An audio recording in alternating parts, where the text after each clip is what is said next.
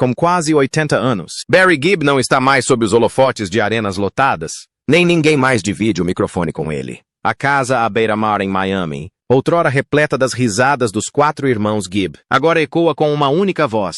Essa mesma voz que um dia fez o mundo dançar, que um dia ensinou corações partidos a acreditarem no amor novamente. Mas hoje ela canta por aqueles que se foram. As pessoas o chamam de a alma dos Beach, o gênio do falsete, o homem que definiu a disco music. Contudo, quando as luzes se apagam, Barry é simplesmente um sobrevivente, o último ainda capaz de ouvir as harmonias que o mundo esqueceu. Ele escreveu: quão profundo é o seu amor para falar de fé no amor, para amar alguém por alguém que ele nunca poderá ter e continuar vivo, para se lembrar de que, mesmo quando o mundo desaba, ele deve continuar vivendo. Porque por trás de cada nota existe uma história de fogo, de sangue, de irmãos que caíram antes dele e de um coração que continua batendo mesmo quando não há mais ninguém para cantar junto. Barry Gibb, que compôs as melodias de um século, agora vive com o silêncio de 3 irmãos que se foram. E dentro desse silêncio, ele ainda canta. Como se cada canção pudesse mantê-los vivos por mais um pouco. Talvez a parte mais difícil de perder tudo seja ter que continuar vivendo, lembrando de cada detalhe que se perdeu. Mas antes que o mundo conhecesse o nome Barry Gibb, existia um menino pequeno, magro e quieto. Uma criança que cresceu em meio à pobreza, ao medo e à teia de cicatrizes de queimaduras que cobriam sua pele. Barry nasceu em 1946 na ilha de Man, onde os ventos marítimos varriam as casas antigas, e seu pai, Hugh Gibb, tocava bateria em pequenos bares para sustentar a família. Sua mãe, Barbara, era uma mulher forte o suficiente para manter a família unida apenas com a crença de que seus filhos não viveriam para sempre em dificuldades. Quando Barry tinha apenas 2 anos, um acidente aparentemente trivial quase lhe custou a vida. O menino curioso derrubou uma chaleira fervendo do fogão e sofreu queimaduras graves. Os médicos disseram que ele poderia não sobreviver à noite, mas ele sobreviveu, apesar da dor, do pânico e, por fim, do silêncio. O quarto do hospital, o cheiro de antisséptico e as longas noites sem os pais gravaram-se profundamente em sua memória. Daquele momento em diante, Barry deixou de ser uma criança barulhenta. Tornou-se quieto, cauteloso e sempre carregava consigo a sensação de que a segurança era a coisa mais frágil do mundo. Os Gibbs eram tão pobres que tinham que se mudar constantemente de um bairro pobre para Manchester, de um apartamento apertado para outro, improvisado como um lar. Seu pai, um músico itinerante, estava frequentemente exausto devido aos poucos shows que fazia. Contudo, uma coisa nunca faltou naquela casa: música. Nas noites chuvosas, quando o vento uivava pelas janelas, Hugh pegava sua bateria e tocava algumas notas enquanto o pequeno Barry, com apenas 3 ou 4 anos, sentava-se ao lado dele, ouvindo maravilhado os sons da bateria, do violão e o canto caloroso e humilde de seus pais plantaram nele uma crença inabalável. A música era a linguagem da vida. Então veio a Grã-Bretanha do pós-guerra. O desemprego se espalhou e os Gibbs foram forçados a se mudar novamente. Desta vez, foi a viagem mais longa de todas, para a Austrália, onde esperavam um novo começo. Em 1958, Barry, de 2 anos, chegou a Queensland sem dinheiro, sem amigos e sem um futuro claro. Mas lá ele encontrou o que definiria toda a sua vida: irmandade e música. Barry, Robin e Maurice, junto com sua irmã Leslie, começaram a cantar em qualquer lugar onde houvesse alguém para ouvi-los. Mercados, feiras, até mesmo no autódromo de Redcliffe, onde competiam por trocados de espectadores distraídos. Certa noite, quando a fita de acompanhamento falhou no meio de uma apresentação, Barry foi obrigado a cantar ao vivo. Sua voz adolescente, clara e ligeiramente rouca, silenciou a multidão barulhenta. Pela primeira vez, ele sentiu que podia fazer algo mais do que apenas sobreviver. Daquele momento em diante, a música deixou de ser um hobby e passou a ser sobrevivência. Barry começou a compor canções, não em busca de fama, mas para expressar aquilo que não conseguia dizer em voz alta. Medo, dor e um anseio por segurança. Compunha no escuro, praticava violão com as mãos calejadas, ensinava harmonia aos irmãos mais novos e sonhava em escapar da pobreza. Nenhum deles imaginava, então, que aqueles pobres garotos Gibb, que um dia cantaram em meio à poeira e ao barulho dos motores, se tornariam ícones imortais da música mundial.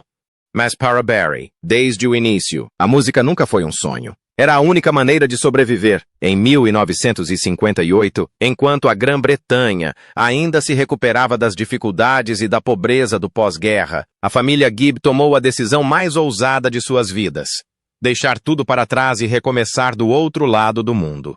Embarcaram rumo à Austrália, levando consigo pouco mais do que algumas malas com roupas usadas, um violão e a frágil crença de que a terra prometida poderia resgatá-los da luta sem fim. A viagem durou semanas, apertada, sufocante e repleta dos gritos de crianças inquietas. Mas quando o navio finalmente atracou, o que os aguardava não era um paraíso, apenas um subúrbio escaldante e empoeirado, onde imigrantes se amontoavam em casas improvisadas sob o sol impiedoso de Queensland. Foi ali, nas tardes de poeira avermelhada de Redcliffe, que os três irmãos, Barry, Robin e Maurice, começaram a cantar. Eles se apresentavam em qualquer lugar que os aceitasse. Mercados a céu aberto, pequenos teatros e, principalmente, no Redcliffe Speedway, onde a multidão prestava mais atenção ao rugido dos motores do que à música. Os rapazes ficavam em meio à fumaça da gasolina e ao barulho dos motores, tentando fazer com que suas vozes se sobressaíssem ao caos. Certa noite, quando a fita de acompanhamento travou no meio do show, Barry arriscou cantar ao vivo. Sua voz trêmula e emocionada silenciou a multidão. Pela primeira vez, as pessoas ouviram, não por curiosidade, mas porque se comoveram. A partir daquele momento, os irmãos souberam que haviam encontrado algo que poderia salvá-los de uma vida no anonimato. Eles se autodenominaram Bee Gees, abreviação de Irmãos Gibb, um juramento secreto de que, mesmo que o mundo não precisasse deles, eles sempre teriam um ao outro. O nome, escolhido apenas para ficar chamativo nos pôsteres, um dia se tornaria um símbolo de toda uma geração da música. Entre 1963 e 1966, os Bee Gees começaram a ganhar reconhecimento na Austrália. Eles assinaram com a Festival Records e lançaram o álbum Specs and Specs.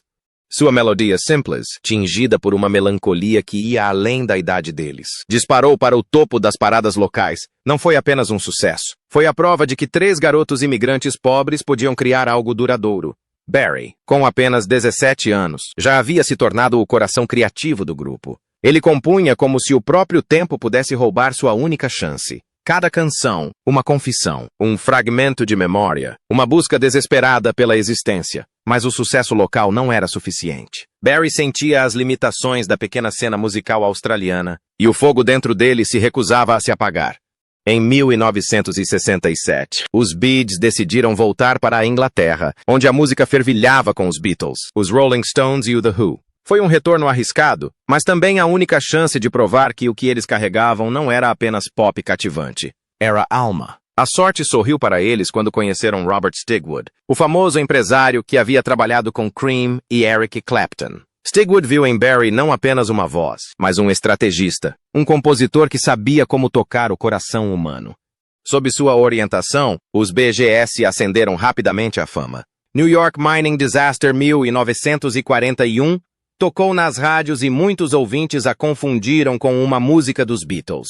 Esse mal-entendido, ironicamente, os catapultou para a fama. Logo veio uma série de sucessos com letras que lembravam Love Somebody, Massachusetts. Canções que misturavam soul com pop, ternas e ao mesmo tempo melancólicas. O mundo os aclamou como herdeiros dos Beatles. Mas dentro do grupo, a pressão aumentava. O sucesso chegou rápido demais e começaram a surgir rachaduras entre os irmãos. Robin, com sua voz pura e trêmula, começou a se sentir ofuscado por Barry, que agora controlava a composição e a direção em estúdio. As sessões de gravação se transformaram em verdadeiros campos de batalha. Robin queria momento solo. Barry insistia na união. Maurice, o gêmeo mais gentil, tentava mediar, mas ninguém cedia. Por trás das harmonias impecáveis de álbuns como Ideia, 1968, e Odessa, 1969. Havia discussões acaloradas e portas de estúdio batendo. Às vezes, Robin simplesmente abandonava a sessão no meio. O público não fazia ideia de que, por trás daquelas harmonias perfeitas, existiam noites de silêncio entre os irmãos. No entanto, essa tensão produziu uma música estranhamente bela. Canções mais melancólicas, mais introspectivas, tocadas por uma solidão rara no pop dos anos 1960. Para Barry, cada canção se tornou uma terapia, uma forma de manter a família unida. Ele acreditava que, enquanto continuassem compondo e cantando, não perderiam o vínculo forjado na pobreza e nos sonhos compartilhados. Mas o mundo nunca é tão simples quanto uma melodia. Os Blue Gardeners estavam entrando no auge de sua carreira e, com ela, uma sombra que se insinuava silenciosamente, quase imperceptível. Quando retornaram à Inglaterra, a cena musical estava em pleno auge. Os três sonhadores de cabelos compridos e vestidos de veludo entraram em sua primeira era de ouro. Em 1967, o primeiro álbum do BG foi lançado, marcando um novo capítulo na história do pop. Canções como To Love Somebody, New York Mining Disaster 1941 e Holiday carregavam uma beleza melancólica. Música que não apenas agradava aos ouvidos, mas tocava algo profundo. O álbum conquistou tanto a Grã-Bretanha quanto os Estados Unidos, colocando-os ao lado de gigantes como os Beatles e os Hollies. Mas, à medida que a fama se espalhava pelos dois lados do Atlântico, o desequilíbrio crescia internamente. Barry, o principal compositor, ou vocalista, tornou-se o centro inegável. Seu gênio era inquestionável. Ele entendia de ritmo, estrutura, emoção, como fazer as pessoas chorarem através da melodia. No entanto, esse brilho projetava uma longa sombra. Robin, com sua voz frágil e emotiva, ansiava por ser visto como a segunda alma dos Bluesgate, não apenas como o eco por trás de seu irmão. Em 1968, com o lançamento de Idea, a ruptura ficou evidente. I Started a Joke, uma das baladas mais comoventes da época, alcançou o topo das paradas em mais de 20 países. Os fãs se emocionaram com a voz de Robin, mas nos bastidores, o silêncio substituiu o riso. Barry exigia controle. Robin exigia reconhecimento. Maurice ainda tentava mantê-los unidos, mas a distância era muito grande. Em 1969, a ruptura se tornou insuportável. Robin saiu para seguir carreira solo, chocando o mundo. Os Bee Gees, outrora o orgulho da família Gibb, ficaram reduzidos a 2. Barry e Maurice continuaram com o nome antigo e lançaram Cucumber Castle, um projeto no qual se dedicaram de corpo e alma. Mas fracassou miseravelmente, tanto em termos de crítica quanto de público. Os dias de glória se transformaram em humilhação. A imprensa os chamava de irmãos que não se entendiam, comparando-os ao Oasis décadas depois. Brillantes, mas amaldiçoados pelo ego e pela mágoa. Os irmãos ficaram quase um ano sem se falar. Robin mergulhou na solidão da fama solo. Barry se isolou no estúdio. Maurice ficou sozinho, olhando para fotos antigas dos tempos de Radcliffe. A harmonia divina que outrora encantara o mundo se dissolvera em silêncio.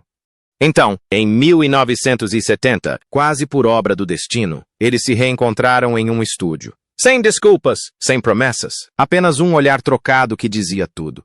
Começaram a tocar, a compor, a cantar e a chorar. Algo mudou depois disso. A música do The Black Gardeners tornou-se mais calma, mais profunda, marcada pela dor. Em 1971, lançaram Trafalgar, um álbum que soava como confissão e reconciliação. Sua faixa principal, How Can You Mend a Broken Heart, tornou-se seu primeiro sucesso número 1 nos Estados Unidos. Uma balada suave e melancólica cujas harmonias pareciam se dissolver no ar.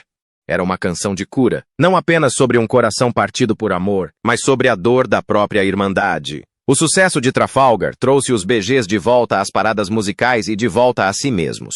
Em meio à ruptura e à perda, eles encontraram um novo tipo de humanidade em sua música. E embora as feridas nunca tenham cicatrizado completamente, eles entenderam que a música era a única maneira de dizer o que as palavras jamais conseguiriam e de se manterem unidos pelo menos mais uma vez. Após o sucesso profundamente emocionante de Trafalgar, os BGs entraram na década de 1970 como homens mais sábios depois da tempestade.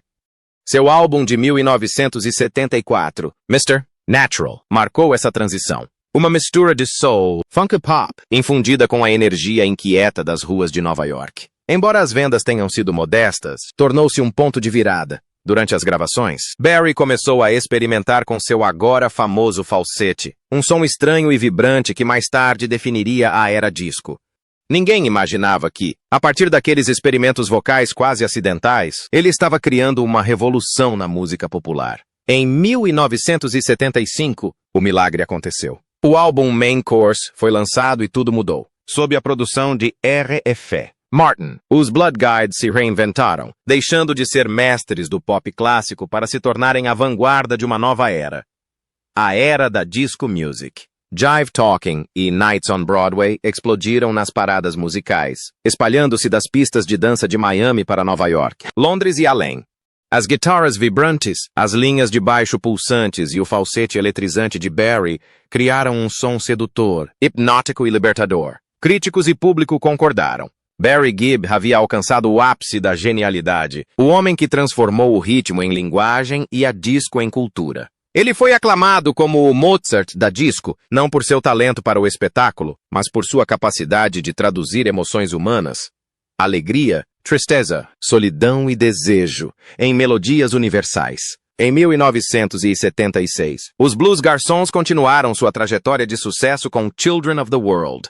You Should Be Dancing tornou-se um sucesso mundial, incendiando pistas de dança em todos os lugares. Camisas com colarinho aberto, luzes cintilantes e ritmos intermináveis transformaram a disco music na nova religião da juventude. Mas o verdadeiro ápice veio em 1977, quando os Blood Guides foram convidados a compor a trilha sonora de Os Embalos de Sábado à Noite, Saturday Night Fever. Ninguém poderia imaginar que se tornaria um dos maiores momentos da história da música popular. A trilha sonora de Os Embalos de Sábado à Noite, com músicas como Staying Alive, Night Fever e How Deep Is Your Love, vendeu mais de 40 milhões de cópias e ganhou o prêmio de álbum do ano no Grammy de 1978. Naquele ano, os Blues Gears alcançaram um feito sem precedentes. 5 singles consecutivos em primeiro lugar na Billboard Hot 100. Eles não eram mais apenas uma banda, eram um fenômeno. Todas as rádios, clubes e pistas de dança ecoavam seu som. John Travolta se tornou um ícone do cinema e Barry Gibb, com seus cachos, barba e sorriso sereno, tornou-se o rosto de uma era. Mas a glória nunca vem de graça. Por trás dos holofotes, havia noites em claro, exaustão e um isolamento quase sufocante. Barry, que carregava o peso de compor e produzir praticamente tudo, mergulhou numa leve depressão. Em meio aos aplausos e flashes das câmeras, sentia-se vazio, como se cada elogio fosse apenas um véu tênue sobre seu cansaço. O preço da fama, como sempre, era a solidão. Mesmo assim, os Blues Garçons seguiram em frente. Entre 1978 e 1979, lançaram Spirits Having Flown, um dos trabalhos mais refinados de sua carreira. Tragedy, Too Much Heaven e Love You Inside Out alcançaram o topo das paradas, consolidando seu reinado como a realeza da disco music.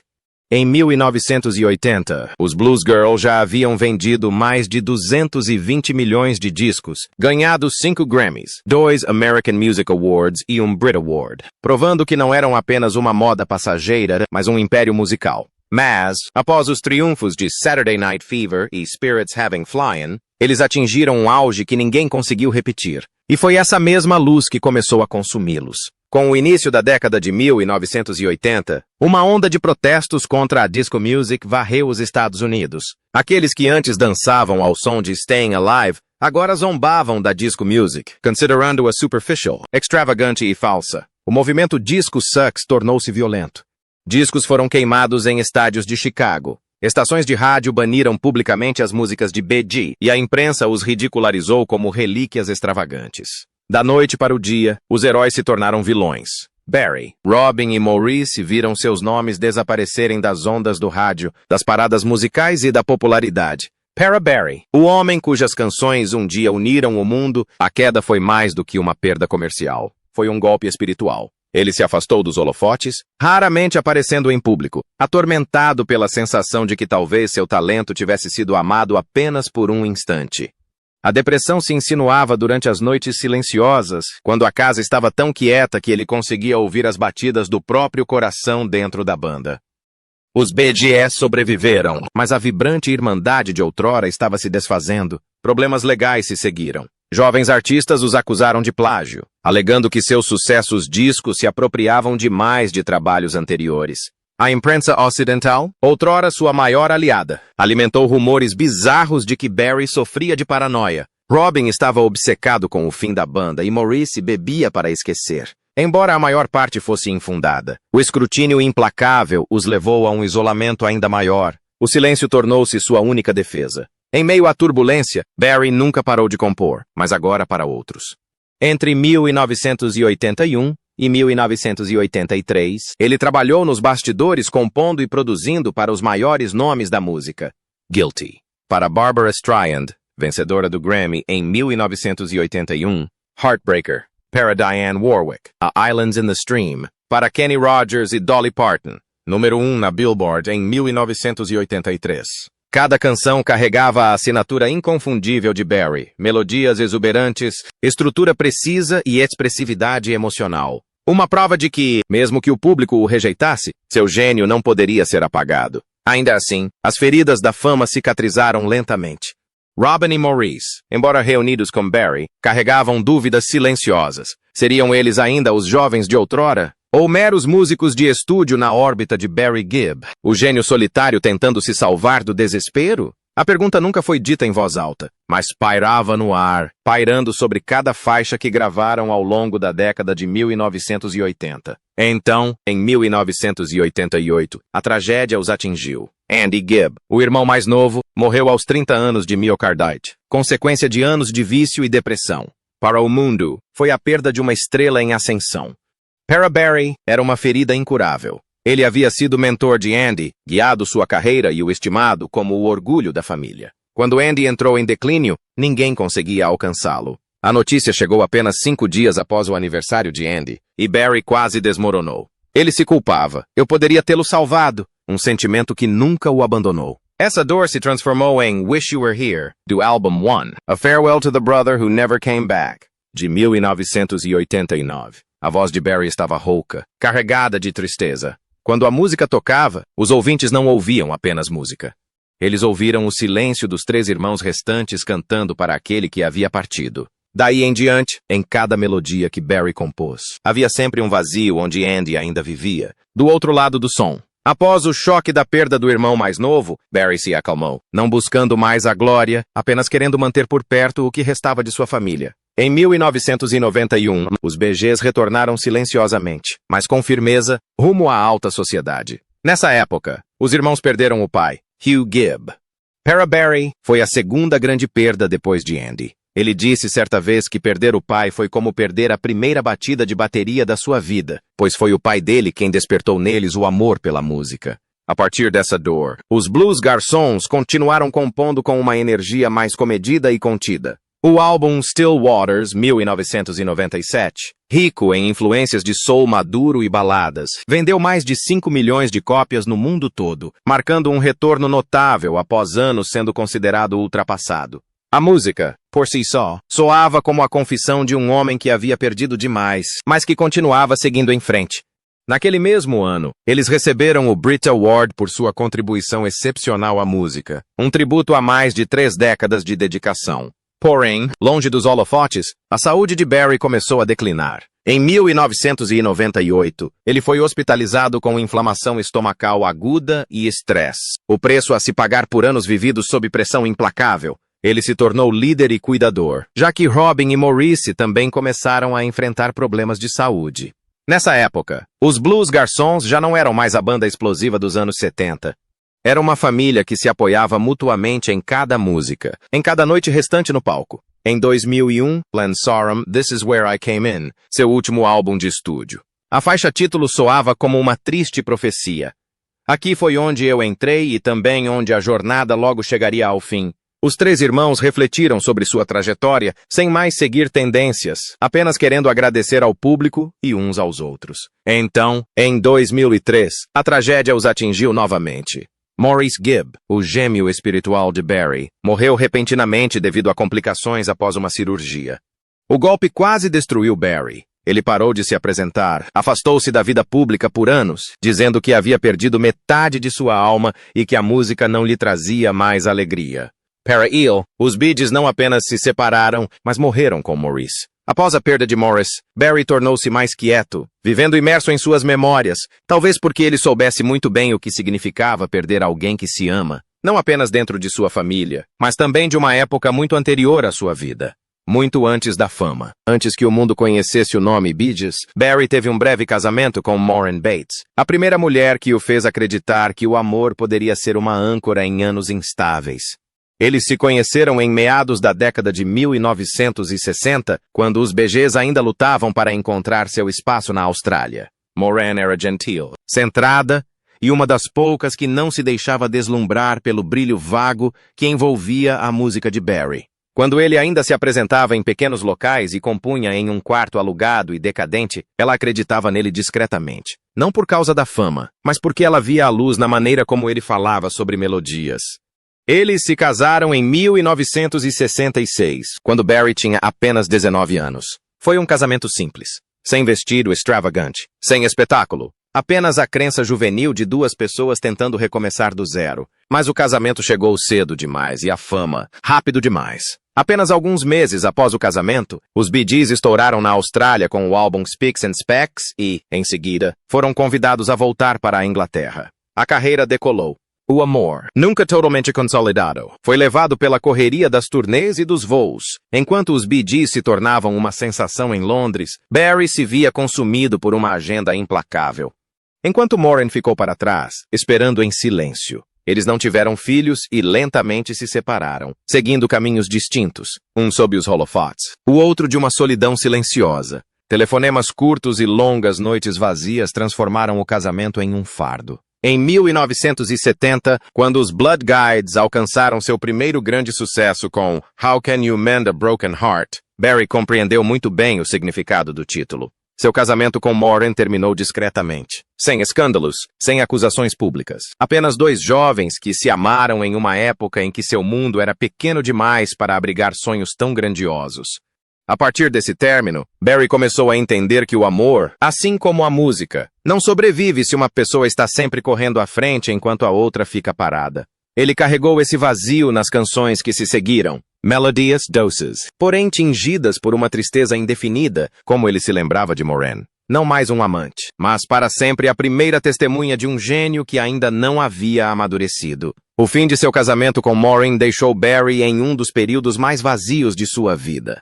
Preso entre a fama crescente e um coração despedaçado, ele voltou para Londres e mergulhou no trabalho para esquecer. Mas, no fundo, o medo de acabar sozinho novamente persistia.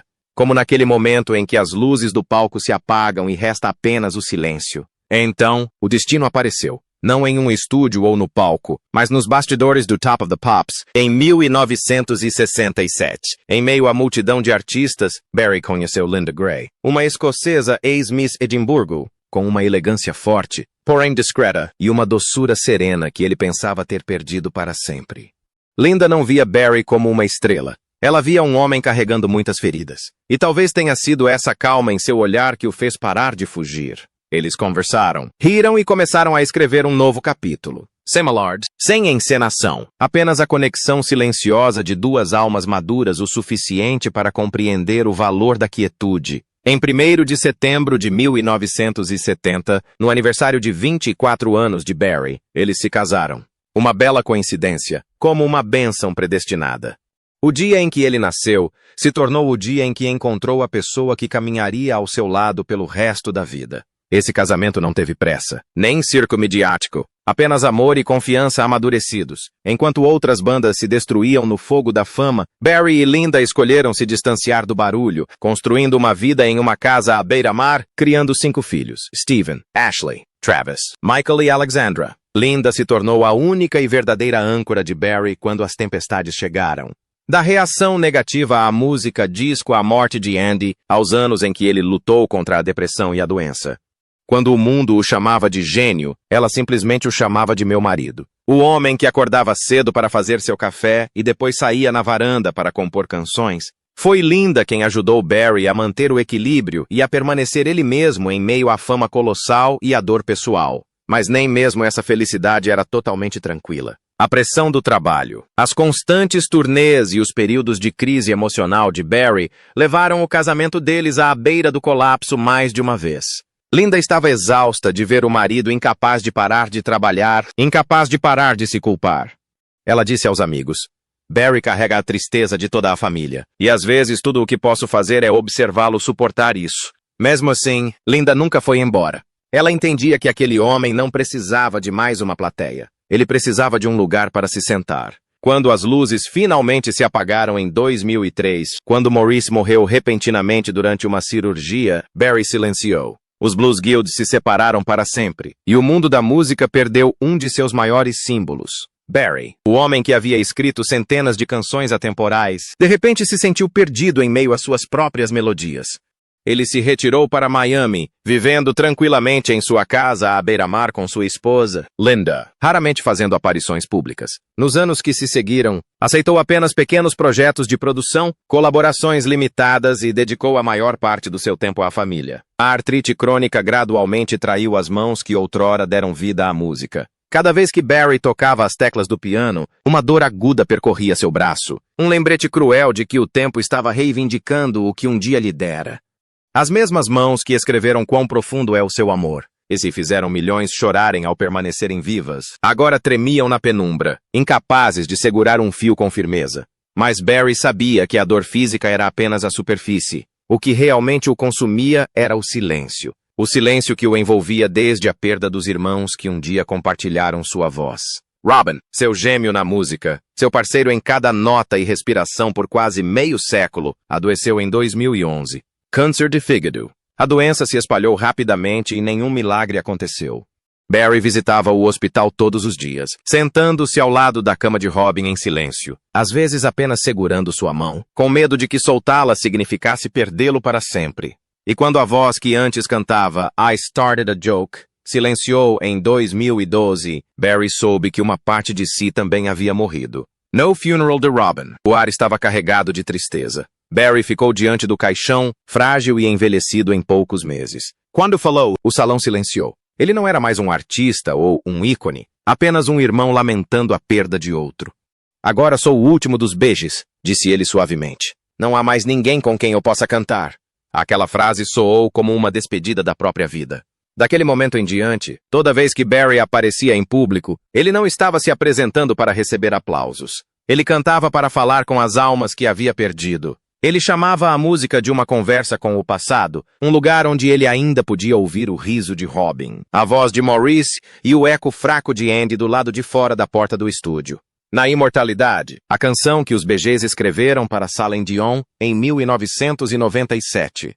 Antes, Barry só conhecia uma balada sobre legado e vida além do tempo. Mas, após a morte de seu irmão, ela se tornou assombrosa. Quando Dion cantava We Don't Say Goodbye, Barry ouvia Robin e Maurice harmonizando por trás dela, como se ainda estivessem ali com ele, só que em outro mundo. Então veio I Started a Joke, a balada melancólica que Robin cantara pela primeira vez em 1968. Após a morte de Robin, Barry começou a cantá-la novamente em homenagens póstumas.